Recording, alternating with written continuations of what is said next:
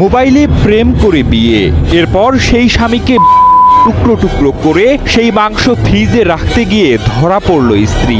তবে কোনো অনুশোচনা নয়, জিজ্ঞাসার পর অনায়াসেই বললেন ভুল করে ঘটিয়েছেন এমন ঘটনা। ভাই আমি একটা পিস মেরেও মারিনি, আর এখন আমি কেমনে কি করলাম আমি নিজেই জানি না। যে স্বামী দিনের পর দিন হাড় ভাঙা পরিশ্রম করে আগলে রেখেছেন প্রিয়তমা স্ত্রীকে, সেই স্বামী তারপর লুকাতে পুরো টুকরো টুকরো করে 3 দিন ধরে বিভিন্ন স্থানে ছিটিয়ে আসেন এ নারী। এ যেন নির্মমতার চরম উদাহরণ। তবে শেষমেশ পচা মাংসের দুর্গন্ধে ধরা পড়েন স্ত্রী। আমার বয়সে আমি এখন পর্যন্ত কারোর সাথে ঝগড়াও করি নাই, কেউ মারিও নাই, নিজে না খেয়েও মানুষকে খাওয়াইছি, বুঝছেন।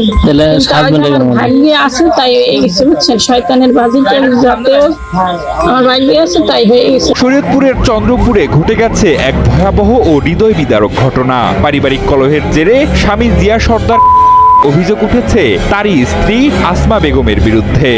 আমার বটি নিয়ে মারতে গিয়েছিল, মানে আমাদের তর্কাতর্কি হয়েছিল। অভিযোগ অনুযায়ী মঙ্গলবার রাতে স্বামী জিয়া সর্দারের সঙ্গে ঝগড়ার এক পর্যায়ে রড দিয়ে মাথায় করে তাকে করেন তিনি।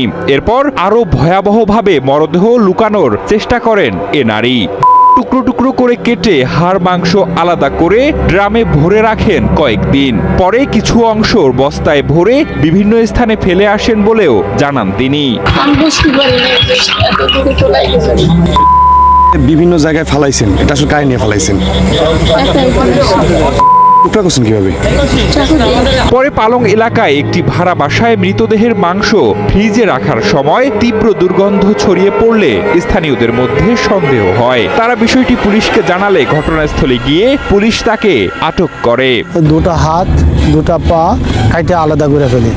পরবর্তী এক পর্যায়ে সে তার নিজের বুদ্ধিতে তার বক্তব্য যেটা, সে বাসায় একটা ড্রাম ছিল, ড্রামের মধ্যে তার শরীরে পুরা মাংসগুলা নিয়ে নিছে। প্রাথমিক জিজ্ঞাসাবাদে আসমা বেগম স্বামী কথা স্বীকার করেছেন বলে জানিয়েছে পুলিশ। পরে তার দেয়া তথ্যের ভিত্তিতে বিভিন্ন স্থান থেকে মরদেহের খণ্ডিত অংশ উদ্ধার করা হয়। আমরা দোকানে ছিলাম, আসলাম যে পুলিশ আসছে, আমাদের বাড়ি আসে, পুকুর আমাদের বাড়িও আমাদের। তখন বলতেছে যে ওই জায়গায় আমাদের বাড়ির পাশে। তো আমি আসলাম লাশ দেখতে, হ্যাঁ আইসা দেখি বস্তা ভরা, গন্ধ আসতেছে, কেরাসিন দিচ্ছে, আবার গন্ধ না আসে। এই ঘটনায় এলাকায় চরম চাঞ্চল্য ও ক্ষোভের সৃষ্টি হয়েছে। স্থানীয়রা দ্রুত ও দৃষ্টান্তমূলক শাস্তির দাবি জানান। এখন আইনগতভাবে আমরা চাইডার সর্বোচ্চ একটা বিচার চাচ্ছি, এটাই। এইদিকে এই ঘটনার সুষ্ঠু তদন্ত শেষে আইনগত ব্যবস্থা নেওয়া হবে বলে জানিয়েছে পুলিশ। ড্রাম যখন খুলছে গন্ধ হয়েছে, বলছে যে সে বলছিল মাছ ফ্রিজে রাখতে আনছে, কিন্তু সন্দেহতে তারা আমরা আটক করছি। আটক করে যখন জিজ্ঞেস করছি তখন সে পার্ট টু পার্ট বললো আর কি, তার স্বামীকে সে মারছে, তাদের পারিবারিক কলহের কারণে তার বিরুদ্ধে হত্যা মামলা হবে। আমরা আরও দেখতেছি তার সাথে আর কেউ ছিল কিনা। সে আসলে যে বক্তব্যগুলো বা দিছে, যেভাবে দিছে আমরা সেভাবে তার অনুসারে পার্ট টু পার্ট সব জায়গায় পাইছি।